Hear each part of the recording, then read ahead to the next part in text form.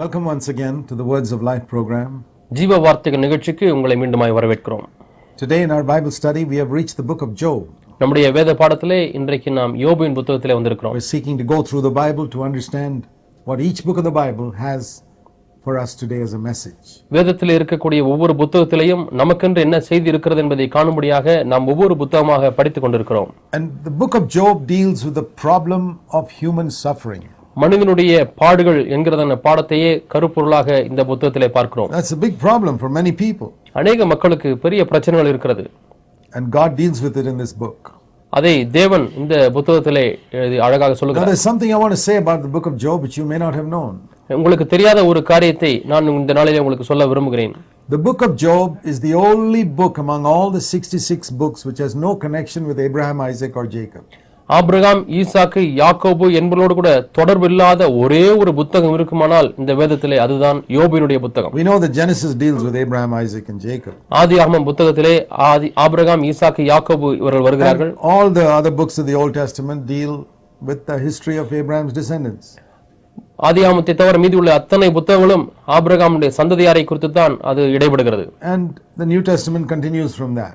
அதிலிருந்து புதிய ஏற்பாடு தொடர்கிறது. But the book of Job is the only book which has no connection with Abraham, Isaac or Jacob. ஆபிரகாம், ஈசாக்கு, யாக்கோபோடு கூட தொடர்பு இல்லாத ஒரு புத்தகம் இருக்குமானால் அதுதான் யோபின் புத்தகம். And it's most likely that he lived even before Abraham. ஆபிரகாமுக்கு முன்பதாக கூட அவன் வாழ்ந்திருக்க முடியும்.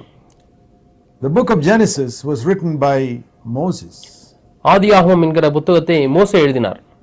About 500 years after Abraham's time. ஆபிரகாமின் நாட்களுக்கு பிறகு 500 ஆண்டுகள் கழித்து மோசே எழுதுகிறான்.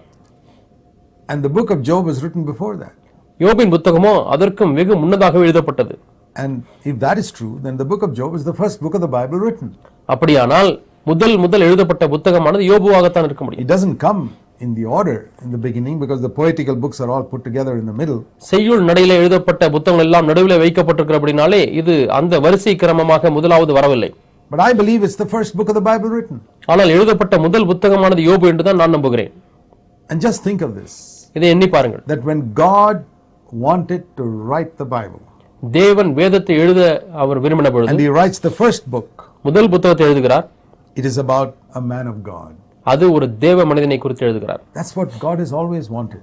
அதுதான் தேவன் எப்பொழுதுமே விரும்புகிறார். An Enoch, ஏனோக்கு, Noah, Noah, an Abraham, Abraham, a Paul, Pavul, and a Job. யோபு. A man. God's always looking for a man. ஒரு மனிதனை தேவன் எப்பொழுதுமே A man தேடுகிறார். who fears him. அவருக்கு பயப்படுகிற ஒரு மனிதன். A man who wants to honor him. அவரை கனம் பண்ணுகிற ஒரு மனிதன். A man who hates sin. பாவத்தை வெறுக்கிற A மனிதன். man who will obey him. அவருக்கு கீழ்ப்படிகிற மனிதன். Even today God is looking for men. இன்றைக்கும் அப்படிப்பட்ட மனிதர்களை தேவன் தேடி There are a number of கொண்டிருக்கிறார். things we can learn from the book of Job. யோபின் புத்தகத்திலிருந்து பல காரியங்களை நாம் The கற்றுக்கொள்ள முடியும். first book that God wrote deals with a godly man who suffered. தேவ மனிதன், அதுவும் அவன் பாடுபட்டான். இவனை குறித்து தான் தேவன் முதல் புத்தகத்தை So எழுதியிருக்கிறார். when we talk about the problem of suffering, ஆகவே பாடுகள் என்கிறதான பிரச்சனையை குறித்து a பேசும்பொழுது lot of people think that all suffering is due to sin. எல்லா பிரச்சனைகளுமே பாவத்தின் முகாந்திரமாய் வருகிறது என்று எண்ணுகிறார்கள். Well, that's what Job's three friends here told him. யோபினுடைய 3 நண்பர்களும் அதைத்தான் அவனுக்கு They சொன்னார்கள். were preachers. அவர்கள் பிரசங்கியாராய் And இருந்தார்கள். preachers always think that suffering is due to sin. பிரசங்கியார்கள் எப்பொழுதுமே பாடுகள் வந்தாலே அங்கே பாவத்தினால் தான் வருகிறது Not என்று all எண்ணுகிறார்கள். preachers, but many preachers do. எல்லா பிரசங்கிகளும் அப்படி எண்ணுவதில்லை. ஆனால் அநேக பிரசங்கிகள் அப்படி செய்கிறார்கள். These preachers certainly did. இந்த பிரசங்கிகள் கண்டிப்பாக அப்படி செய்தார்கள். The other thing we see in the first book of the Bible that God wrote தேவன் எழுதின முதல் புத்தகத்திலே நாம் பார்க்கிற இன்னொரு காரியம் is that is about the conflict that there is in the heavenlies between God and Satan over a man on earth. பூமியிலே இருக்கக்கூடிய ஒரு மனிதன நிமித்தமாக பரலோகத்திலே தேவனுக்கும் சாத்தானுக்கும் உள்ளதான அங்கே ஒரு பிரச்சனை ஏற்படுகிறது. That God points out a man on earth and Satan argues about that man. தேவன் பூமியிலே இருக்கக்கூடிய ஒரு மனிதனை சுட்டி காண்பிக்கிறார். சாத்தான் அந்த மனிதனை குறித்து தேவனிடத்திலே வாக்குவாதம் பண்ணுகிறார். It's written to show us that in the things we go on earth there are effects in the heavenlies. இது எதை காண்பிக்கிறது என்று சொன்னால் பூமியிலே நடக்கக்கூடிய காரியங்களுடைய தாக்கம் பரலோகத்திலேயும் ஏற்படுகிறது. We learn in this book that the devil cannot touch any man of God or woman of God without God's permission. தேவனுடைய அனுமதி இல்லாமல் சாத்தான் எந்த ஒரு தேவ மனிதனையோ தேவ மனுஷையோ தொட முடியாது என்பதை அறிந்திருக்கிறோம். God gives permission, only then Satan can do anything. தேவன் முதலாவது அனுமதி கொடுக்கிறார், அதற்கு பிறகு மாத்திரமே சாத்தான் எதையாவது செய்ய முடியும். He cannot do anything. ஒன்றையும் செய்ய He முடியாது. cannot take 1 rupee of yours, Satan cannot take without God's permission. தேவனுடைய அனுமதி இல்லாமல் உங்களுடைய ஒரு ரூபாயை கூட பிசாசு எடுக்க முடியாது. So that's a great encouragement to us. இது நமக்கு பெரிய உற்சாகத்தை So கொடுக்கிறது. as we study the book of Job, we can see tremendously encouraging things here. யோபின் புத்தகத்தை நாம் வாசிக்கும் பொழுது அதிகமாக நம்மை உற்சாகப்படுத்துகிற காரியங்களை வாசிக்கலாம். Here we read about, in chapter 1 verse 1, about a man whose name was Job, who feared God and turned away from evil. தேவனுக்கு பயந்து பொல்லாப்புக்கு விலகுகிறவனுமாய் இருக்கிறதான யோபு என்கிற ஒரு தேவ மனிதனை குறித்து 1ஆம் அதிகாரம் 1ஆம் வசனத்திலே வாசிக்கிறோம். And he was not a single man, he was a married man with 10 children. அவன் திருமணமாகாத ஒரு மனிதன் அல்ல, அவன் திருமணமானவன், அவனுக்கு 10 பிள்ளைகள் இருந்தார்கள். It's more difficult to be a godly man when you're married. குடும்பஸ்தனா இருக்கிறவனுக்கு தேவபக்தியா நடப்பது என்பது கொஞ்சம் கஷ்டமான காரியம் It's தான். great to have an example of a man who was married, who had children and who feared God and hated evil. திருமணமாகி பிள்ளைகளுடைய ஒரு மனிதன் தேவனுக்கு பயந்து பொல்லாப்புக்கு விலகுகிறவன் இருப்பது என்பது நல்ல ஒரு சாட்சி. Some people think that you got to be single and have no earthly cares in order to be godly. பூமியிலே எந்த ஒரு பொறுப்பும் இல்லாமல் இருந்தால் தான் தேவபக்தியாய் வாழ முடியும் என்று ஒரு சிலர் எண்ணுகிறார்கள். But the first man whom God speaks of in the first book he wrote is a married man.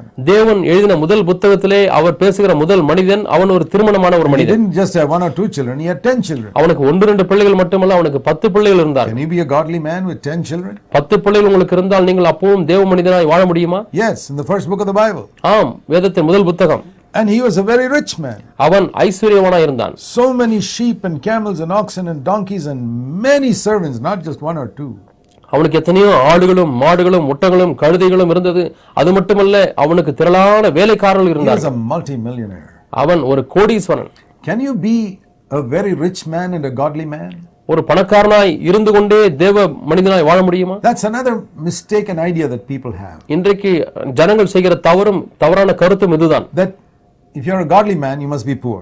தேவ பக்தியுள்ள மனிதனாய் இருந்தால் நீ கண்டிப்பாக ஏழையாகத்தான் இருக்க வேண்டும் என்று. And then there's another extreme of people who teach nowadays that if you're a godly man, you'll be rich. இதற்கு மறுகோடிக்கும் போய் விடுகிறார்கள். நீ தேவனுக்கு பயந்த மனிதனாய் இருப்பாயானால் நீ ஐஸ்வரனாய் இருக்க வேண்டும் என்று சொல்கிறார்கள். But neither of these are true. இந்த இரண்டுமே தவறுதான். Godliness has got nothing to do with how much money you earn or have. எவ்வளவு பணம் சம்பாதிக்கிறாய், எவ்வளவு பணம் வைத்திருக்கிறாய் என்பதற்கும் தேவ பக்திக்கும் சம்பந்தம் இல்லை. It certainly has got to do with your attitude to money. பணத்தின் மீது உனக்கு இருக்கிற மனப்பான்மையை பொறுத்ததுதான் கண்டிப்பாக தேவ But பக்தி. it doesn't depend on your salary. ஆனால் உங்களுடைய சம்பளத்தை And it பொறுத்ததல்ல. doesn't depend on what you inherited perhaps from your parents. உங்களுடைய பெற்றோரிடத்திலிருந்து நீங்கள் பெற்றுக்கொண்ட சொத்தையும் பொறுத்ததல்ல. Jesus was poor. இயேசு ஏழையா Paul was இருந்தார். poor. பவுல் ஏழையா இருந்தார். Peter was poor. பேதுரு ஏழையா But இருந்தார். Abraham was rich. Abraham David ஐஸ்வரனாய் was இருந்தான். rich. தாவீது ஐஸ்வரியவான். Job was rich. யோபு Of course, ஐஸ்வரியவான். we see more rich people in the Old Testament. பழைய ஏற்பாட்டிலே அநேக பணக்காரர்களை பார்க்கிறோம். But in the New Covenant also, there are godly people who are rich. புதிய உடன்படிக்கையின் கீழாக கூட தேவ பக்தி உள்ள மக்கள் இருக்கிறார்கள். அவர்கள் பணக்காரர்களாக I think இருந்திருக்கிறார்கள். Philemon was a very rich man. He could afford even slaves in his house. Philemon தன்னுடைய வீட்டிலே அடிமைகளை வைத்திருக்கும் அளவுக்கு அவனும் ஒரு பணக்காரனாய் And he இருந்தான். had a church meeting in his house. தன்னுடைய வீட்டிலேயே சபை கூட்டம் கூடி And நடந்தது. he was probably the elder of the church. அவன் அந்த சபையின் மூப்பராய் இருந்திருக்கலாம். But he was a rich man. அவன் ஐஸ்வர்யவானாய் இருந்தான். So, there are cases like that. ஆகவே இப்படிப்பட்ட சில There were காரியங்களும் இருக்கிறது. Very rich women who supported Jesus, we read in Luke chapter 8. லூக்கா 8ஆம் அதிகாரத்திலே ஐஸ்வர்யமாய் இருந்ததான ஒரு ஸ்திரீ இயேசுவை தாங்கினாள் என்று பார்க்கிறோம். And we read here that Job was concerned about his family. இங்கே யோபு தன்னுடைய குடும்பத்தை குறித்து கரிசனை உள்ளவனாய் இருந்தான். One mark of a godly man is he is concerned that his children should also follow the Lord. தேவ பக்தியுள்ள ஒரு மனிதனுடைய அடையாளம் என்னவென்றால் தன்னுடைய பிள்ளைகளும் தேவனை பின்பற்ற வேண்டும் என்றதான வாஞ்சை உள்ளவனாய் இருப்பான். When his sons were all grown up, they all had houses of their own. அவனுடைய பிள்ளைகள் எல்லாரும் வளர்ந்தார்கள். அவர்கள் எல்லாருக்கும் தனித்தனி வீடு இருந்தது. And they would celebrate their birthdays sometimes for a number of days. அநேக நாட்களாக அவர்கள் தங்களுடைய பிறந்த நாட்களை கொண்டாடுவார்கள். And then when the days of all that feasting were over, Job 1 verse 5, யோபு 1ஆம் அதிகாரம் 5ஆம் வசனத்திலே பார்க்கிறோம், விருந்து செய்து அவரவருடைய நாள் முடிகிற போது Job would call his grown up sons தன்னுடைய வளர்ந்த குமாரர்களை யோபு கூப்பிடுவான். and daughters மகள்களையும் கூப்பிடுவான். and say, come, I've got to pray for you. வாருங்கள், உங்களுக்காக நான் ஜெபிக்க போகிறேன். See what respect these grown up men had for their father.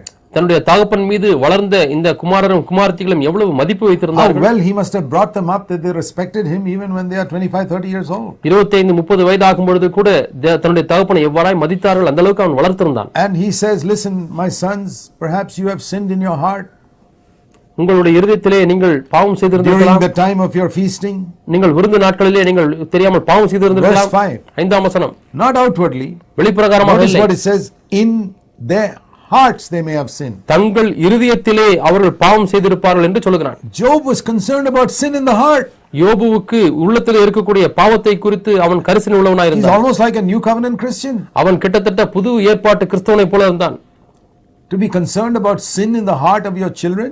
பிள்ளைகளுடைய இருதயத்திலே இருக்கக்கூடிய பாவத்தை குறித்து இவன் கவலைப்பட்டான். Perhaps they may have said something in their heart. They didn't open their mouth, but in their heart they cursed God. வாயை அவர்கள் திறக்கவில்லை, இருதயத்திலேயே கர்த்தரை ஒருவேளை தூஷித்து இருந்திருக்கலாம். Why has God done something like this? They must have thought like that. அவர்கள் ஏன் தேவன் இப்படி நமக்கு செய்தார் என்று அவர்கள் எண்ணி And இருந்திருக்கலாம். Job was concerned about that thought that was in their heart. அவருடைய உள்ளத்திலே இருக்கக்கூடிய அந்த பாவமான எண்ணத்தை குறித்து கவலை உள்ளவனாய் And he இருந்தான். says, I must make an offering to God for their sin. அவருடைய பாவத்துக்காக நான் தேவனுக்கு இப்பொழுது பலி செலுத்த வேண்டும். It's really amazing. இது உண்மையாலுமே வியப்பாய் இருக்கிறது. There was a man, even the Levitical law didn't ask for offering for thoughts in your heart. உள்ளத்திலே இருக்கக்கூடிய பாவமான எண்ணங்களுக்கு லேவியனுடைய பிரமாணம் கூட எந்த பலியும் கேட்பதில்லை. But Job's standard was higher. ஆனால் யோபுனுடைய தரமும் உயர்ந்ததா That's how he இருக்கிறது. brought up his children. இப்படித்தான் தன்னுடைய பிள்ளைகளை வளர்த்தான். And no doubt his children were God-fearing as a result. அதனுடைய விளைவாக அவனுடைய பிள்ளைகள் எல்லாரும் தேவனுக்கு பயந்த பிள்ளைகளா If இருந்தார்கள். you have that type of attitude towards God concerning your children will all be saved. உங்களுடைய பிள்ளைகளை குறித்து இப்படிப்பட்ட மனப்பான்மை தேவனிடத்தில் உங்களுக்கு இருக்குமானால் உங்கள் எல்லா பிள்ளைகளும் Job ரட்சிக்கப்பட்டிருப்பார்கள். didn't do this once in a while.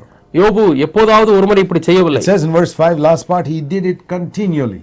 இந்த பிரகாரமாக அந்த நாட்களில் எல்லாம் தொடர்ந்து செய்து வந்தான். That means, some people start well, but they don't continue. சிலர் நல்ல முறையில் ஆரம்பிக்கிறார்கள், ஆனால் தொடர்ந்து செய்வதில்லை. Job did this year after year after year for all his children. ஆனால் யோபுவோ தன்னுடைய எல்லா பிள்ளைகளுக்கும் வருஷந்தோறும் செய்து கொண்டே வந்தான். They had 10 birthdays in the year for all 10 children, and he did it all 10 times. ஒரு வருஷத்திலே 10 பிறந்தநாள் வரும், 10 பிள்ளைகளுக்கு 10 முறையும் அப்படி செய்தான். And every year he did it. ஒவ்வொரு வருஷமும் அப்படி செய்தான். God writes about such a man in the first book he writes. இப்படிப்பட்ட மனிதனை தான் தேவன் தாம் எழுதுகிற முதல் புத்தகத்திலே அவனை குறிப்பிட்டு எழுதுகிறார். Then one day we read in verse 6 that the sons of God, that's referring to the angels, come and stand before God. ஒரு நாள் தேவதூதர்கள் கர்த்தருடைய சந்நிதியிலே வந்து நின்றபோது சாத்தானும் அங்கே வருகிறான். That's not the immediate presence of God, because Satan has been cast out from there. அங்கே சாத்தான் தள்ளப்பட்டபடினாலே சாத்தான் தேவ சமூகம் என்று சொல்லும்போது உடனடி தேவ சமூகம் அல்ல. He can only come up to the second heaven. He can't come to the third heaven. அவன் இரண்டாம் வானம் வரை தான் வர முடியும், மூன்றாம் வானத்துக்கு போக முடியாது. But just like we can stand before God on the earth, Satan could stand before God even when he's in the second heaven. இப்பொழுது பூமியிலே நாம் தேவனுக்கு முன்பாக நிற்பது போல சாத்தான் இரண்டாம் வானத்திலிருந்து தேவனுக்கு முன்பாக நின்று The Lord says to Satan, where are you coming from? எங்கிருந்து வருகிறாய் என்று சாத்தானிடத்திலே He கேட்கிறார். says, I'm roaming around on the earth and walking around on it. நான் பூமியிலே சுற்றி உலாவி திரிந்து வருகிறேன் என்று சொல்லுகிறான். I want to tell you something here, that Satan is not in hell.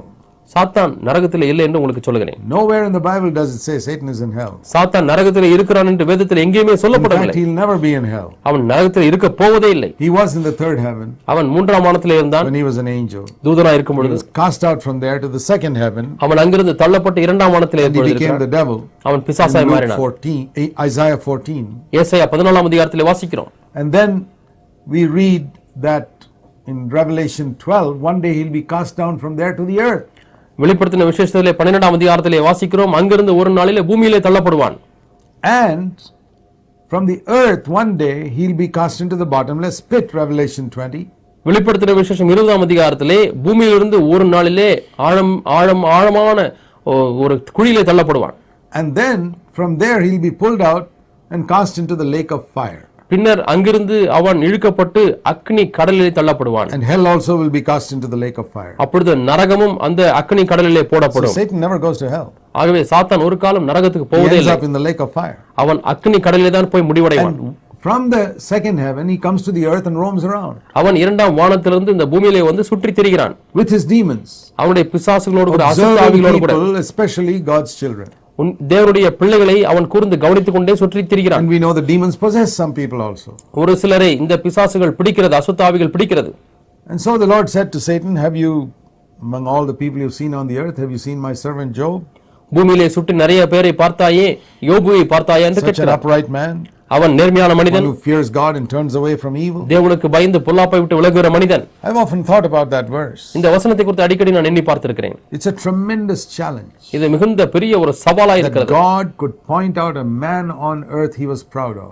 பூமியிலே இருக்கக்கூடிய ஒரு மனிதனை சுட்டி காண்பித்து அவனை குறித்து நான் பெருமைப்படுகிறேன் என்று Not சொல்கிறார். because of his wealth. அவனுடைய ஐஸ்வரியத்தினால் He அல்ல, doesn't say, have you seen such a rich man? இப்படிப்பட்ட ஐஸ்வரனை பார்த்தாய் என்று சொல்லுகிறதில்லை. God doesn't care for that. அதற்காக தேவன் கவலைப்படுகிறவர் அல்ல. He says, here's a man who's blameless and upright. இங்கே குற்றம் சாட்டப்படாதவன், அவன் நேர்மையானவன் என்று The சொல்லுகிறார். first book of the Bible deals with a blameless and upright man. சன்மார்க்கனும் நேர்மையானவனுமான மனுஷனை குறித்து தான் வேதத்தில் எழுதப்பட்ட முதல் புத்தகம் பேசுகிறது. It deals with a man who fears God, கர்த்தருக்கு பயப்படுகிற மனிதன், who turns away from evil. பொல்லாப்பை விட்டு விலகுகிறவன். And God points out such a man to Satan. அப்படிப்பட்ட மனிதனை தேவன் சாத்தானிடத்தில் சுட்டி காண்பிக்கிறார். Is this your desire to be pointed out to the devil by God like this? இது போல தேவன் உன்னையும் பிசாசினிடத்தில் சுட்டி காண்பிப்பது உனக்கு வாஞ்சையா இருக்கிறதா? I tell you, if God can point you out like that, that's the greatest honor you can have.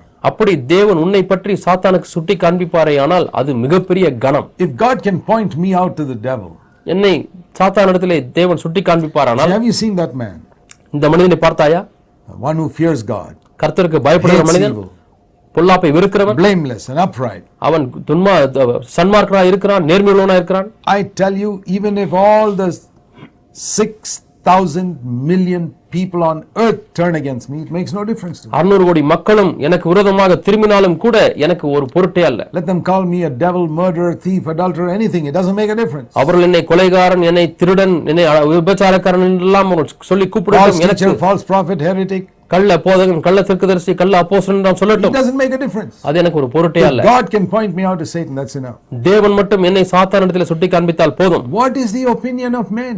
மனிதனுடைய அபிப்பிராயம் எதற்கு? Let people call you Beelzebub. Beelzebul என்று தான் அழைக்கட்டுமே. You don't become Beelzebub because they call you that. Beelzebul என்று அழைத்த உடனே நீங்கள் பெயல்செபூலாய் மாறி விடுவீர்களா? Do you know that? உங்களுக்கு தெரியுமா? If 10,000 people call you a prophet, will you become a prophet? 10,000 பேர் உன்னை தீர்க்கதரிசி என்று அழைத்து விட்டால் நீ உடனே தீர்க்கதரிசியாய் மாறி விடுவாயா? இல்லை. If 10,000 people call you a devil, will you become a devil? 10,000 பேர் உன்னை பார்த்து பிசாசு என்று கூப்பிட்டால் நீ பிசாசாய் மாறி விடுவாயா? The world is full of accusers who accuse God's people. தேவனுடைய ஜனங்களை குற்றஞ்சாட்டுகிற மக்களால் இந்த உலகம் நிரம்பி இருக்கிறது. Agents of Satan. பிசாசுடைய ஏஜென்ட்களா Ignore இருக்கிறார்கள். them. அவர்கள் எல்லாம் நீங்கள் கண்டுகொள்ள வேண்டாம். Seek for God's approval over your life. உங்களுடைய வாழ்க்கையிலே தேவனுடைய அங்கீகாரத்தை தேடுங்கள். That's what we see here. இதைத்தான் நாம் இங்கே பார்க்கிறோம். And of course Satan is there to accuse even such a godly man. அப்படிப்பட்ட தேவ மனிதனை கூட சாத்தான் குற்றஞ்சாட்ட முடியாது வருகிறான். Even to God. தேவனிடத்திலேயே He says, குற்றஞ்சாட்டுகிறான். yeah, I know why Job fears you. யோபு உமக்கு ஏன் பயப்படுகிறான் என்று எனக்கு Because தெரியும் you என்று have blessed சொல்கிறான். him in so many ways. பல விதங்களிலே நீர் அவனை ஆசீர்வதித்திருக்கிறீர், அதனால You தான் have பயப்படுகிறான். blessed his work and you have blessed him with godly children. அவனுடைய வேலையை ஆசீர்வதித்திருக்கிறீர், அவனுடைய பிள்ளைகளை You have ஆசீர்வதித்திருக்கிறீர், blessed his business. அவனுடைய தொழிலை ஆசீர்வதித்திருக்கிறீர். He's healthy. அவன் ஆரோக்கியமாக இருக்கிறான். Everything is going well for him. அவனுக்கு எல்லாமே சுமூகமாக நடந்து கொண்டிருக்கிறதே. No wonder he fears God. அவன் அதனாலே தான் பயப்படுகிறான். அதில் ஆச்சரியம் என்ன? Take away these things, then let me see whether he fears you. இவைகள் எல்லாம் எடுத்து விடும், அப்பொழுதும் நமக்கு பயப்படுகிறான் என்று பார்ப்போம். Let him suffer and then let's see whether he follows you or not. அவன் பாடுபடட்டும், அதற்கு பிறகு உம்மை பின்பற்றுகிறான் என்று பார்ப்போம்.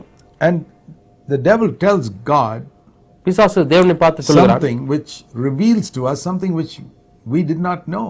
நமக்கு தெரியாத ஒரு காரியத்தை நாம் வெளிப்பாடு பெறும்படியாக சாத்தான் தேவனிடத்தில் ஒன்றை This சொல்கிறான். is not written anywhere else in scripture. வேதத்தில் வேற எங்குமே இந்த காரியம் எழுதப்படவில்லை. I know the devil is a liar, பிசாசு பொய்யன் என்று அறிந்திருக்கிறேன். but I also know he can't tell lies to God. அதே சமயத்திலே சாத்தான் தேவனிடத்திலே பொய் சொல்ல முடியாது He என்று does not அறிந்திருக்கிறேன். dare to tell a lie to God. தேவனிடத்திலே பொய் சொல்வதற்கு அவனுக்கு தைரியம் இல்லை. What he tells you may be a lie. உனக்கு சொல்லுகிற காரியம் பொய்யா In இருக்கலாம். fact, he tells us a lot of lies.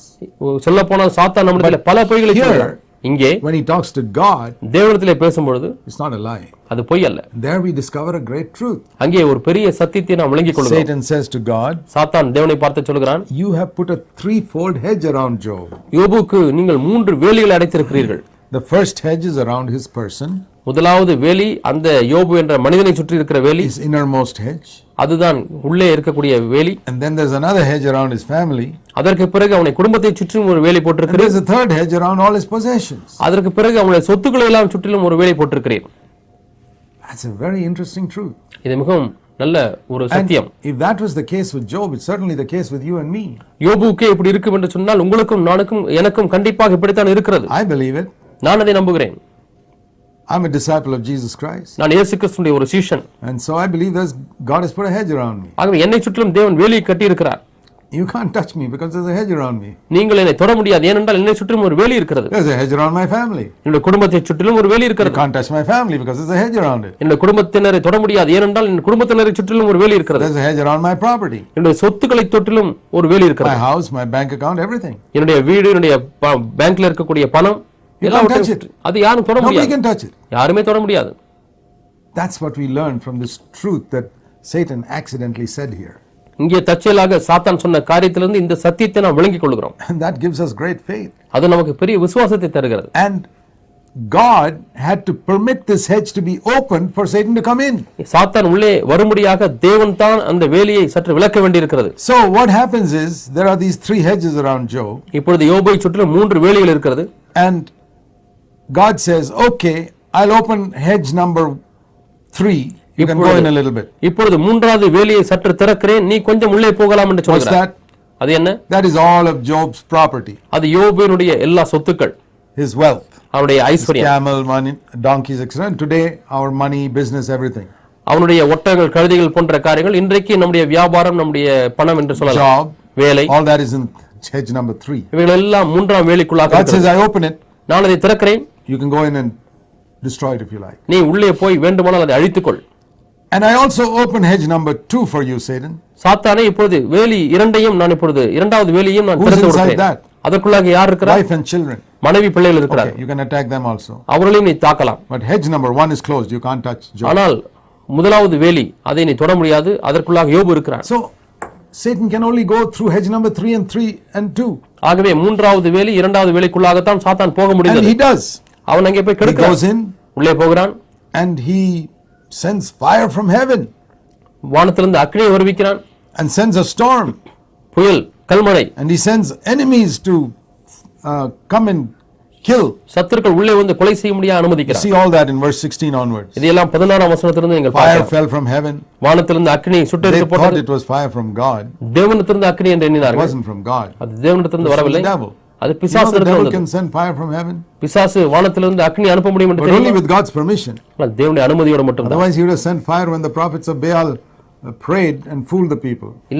அப்படி இல்லாவிட்டால் பாகாலுடைய தீர்க்கதரிசிகள் எல்லாரும் ஜெபித்த பொழுது அங்கே அக்கினியை அனுப்பி அவன் ஜனங்களை ஏமாற்றியிருந்திருக்க Here முடியும். he sent it, இங்கே அவன் அனுப்புகிறான். but only with God's permission. ஆனால் தேவனுடைய He அனுமதியோடு cannot do மட்டும்தான். anything without God's permission. தேவனுடைய அனுமதி இல்லாமல் ஒன்றுமே அவன் செய்ய He முடியாது. could send enemies, verse 17, to go and fight. அங்கே போய் சண்டை போடும்படியாக அவன் அங்கே சத்துருக்களை அனுப்புகிறான். And he could also send, verse 19, a great wind to strike a house and destroy it. அந்த வீட்டிலே மோதி வீட்டை அழிக்கும்படியாக பெரிய காற்றையும் அங்கே 19ஆம் வசனத்தில் அனுப்புகிறான். What is the result? அதனுடைய விளைவு என்ன? All of Job's property, all his camels, donkeys, everything died. யோபுடைய சொத்துக்களுடைய கழுதைகள், ஆடுகள், ஒட்டங்கள் எல்லாம் மரித்து போய் விடுகிறது. Or they were taken away by the enemies. அல்லது அவைகள் சத்துருக்கள் எடுத்து போடப்படுகிறது. So he lost everything. எல்லாவற்றையும் இழந்து விட்டான். And his children, his sons and daughters also died. இப்பொழுது அவனுடைய குமாரரும் குமாரத்திகளும் கூட Because மரிக்கிறார்கள். they were all sitting in their older brother's house. ஏனென்றால் அவர்கள் எல்லாருமே தன்னுடைய அண்ணன் வீட்டில் உட்கார்ந்து கொண்டிருந்தார்கள். And Job hears all this in one moment. ஒரு நிமிடத்திலே இவைகள் எல்லாவற்றையும் யோபு கேள்விப்படுகிறார். As one person is saying, your property is all gone. ஒரு மனிதன் வந்து உன்னுடைய சொத்துக்கள் எல்லாம் போய்விட்டது என்று சொல்லிக் Another person கொண்டிருக்கும் comes பொழுதே and says, another person comes and says, your children have also died. இன்னொருவன் வந்து சொல்லுகிறான், உன்னுடைய குமாரனும் குமாரத்திகளும் மரித்து விட்டார்கள். And Job falls down and worships. யோபு அங்கே தரையிலே கீழே விழுந்து ஆராதிக்கிறார். You see what worship means? ஆராதனை என்றால் என்ன என்று பாருங்கள். It's to say, Lord, everything is yours. ஆண்டவரே, எல்லாம் உம்முடையது. Verse 21 of Job 1. யோபு 1:21. I came from my mother's womb naked. நிர்வாணியாய் என் தாயின் கர்ப்பத்திலிருந்து வந்தேன். I had no property, no children then. அப்பொழுது எனக்கு சொத்தும் இல்லை, குழந்தைகளும் இல்லை. One day I will return also naked from this earth. இந்த பூமியிலிருந்து நிர்வாணியாகவே திரும்புவேன். In between for this period, God has given me children, property, business, everything. இந்த இடைப்பட்ட இந்த காலகட்டத்திலே தேவன் எனக்கு சொத்துக்களையும் பிள்ளைகளையும் கொடுத்திருக்கிறார். It's He who gave it. அவர்தான் கொடுத்தார். He has got every right to take it away. அதை எடுப்பதற்கு அவருக்கு முழு அதிகாரம் உண்டு. Praise the Lord. கர்த்தருக்கு I ஸ்தோத்திரம். will not blame God. நான் தேவனை குறை சொல்ல That is an மாட்டேன். amazing thing. எவ்வளவு A வியப்பா man who இருக்கிறது. has lost everything, எல்லாவற்றையும் இழந்த ஒரு மனிதன் worshiping God. தேவனை ஆராதிக்கிறான். Now in that second hedge, இந்த இரண்டாவது வேலிக்குள்ளாக there was also Job's wife. அங்கே யோபுவினுடைய மனைவியும் அங்கே இருக்கிறாள். Why didn't Satan kill her? ஏன் சாத்தான் யோபுவினுடைய மனைவியை கொல்லவில்லை? Because he wanted to use her to nag and trouble Job. எப்பொழுதும் யோபுவை தொந்தரவு செய்வதற்காக அந்த மனைவியை பயன்படுத்த He விரும்பினான் felt சாத்தான். that Job's wife is more useful to me alive than dead. யோபுவினுடைய மனைவி மரித்து போவதை காட்டிலும் உயிரோடு இருந்தால் எனக்கு அதிக பிரயோஜனமா இருக்கும் என்று சாத்தான் The விரும்பினான். devil knows who is more useful to him alive than dead. உயிரோடு இருந்தால் யார் அதிக பிரயோஜனம் உள்ளவர்களாக இருப்பார்கள் என்று சாத்தானுக்கு Somebody தெரியும். who can nag others, criticize others, find fault with others. மற்றவர்களுக்கு தொந்தரவு கொடுக்கக்கூடியவர்கள், குறை சொல்லக்கூடியவர்கள், விமர்சிக்கக்கூடியவர்கள். The devil says, let that such a person live long. அப்படிப்பட்டவர்கள் எல்லாம் நீண்ட நாட்கள் வாழட்டும் என்று But சாத்தான் you சொல்கிறான். see the tremendous authority of God ஆனால் அங்கே தேவனுடைய and பயங்கர the அதிகாரத்தை பாருங்கள். sovereignty of God, தேவனுடைய சர்வத்தையும் ஆளும் தன்மையை பாருங்கள். that nothing can touch us without God's permission. தேவனுடைய அனுமதி இல்லாமல் ஒன்றும் நம்மை தொட முடியாது. The Lord told Peter, Satan has got permission from God to tempt you. உன்னை சோதிப்பதற்கு சாத்தான் என்னிடத்தில் அனுமதி வாங்கி இருக்கிறான் என்று ஆண்டவர் சொன்னார். Remember this, my dear friends. என் அருமையான நண்பர்களை இதை ஞாபகத்தில் வைத்துக் கொள்ளுங்கள். Satan cannot do a thing to you without God's permission. தேவனுடைய அனுமதி இல்லாமல் சாத்தான் ஒன்றையும் செய்ய முடியாது. If he's got God's permission, then it will work for your good. தேவனுடைய அனுமதியை பெற்றிருந்தால் அது உங்களுடைய நன்மைக்காகத்தான். God bless you. தேவன் உங்களை ஆசீர்வதிப்பாராக.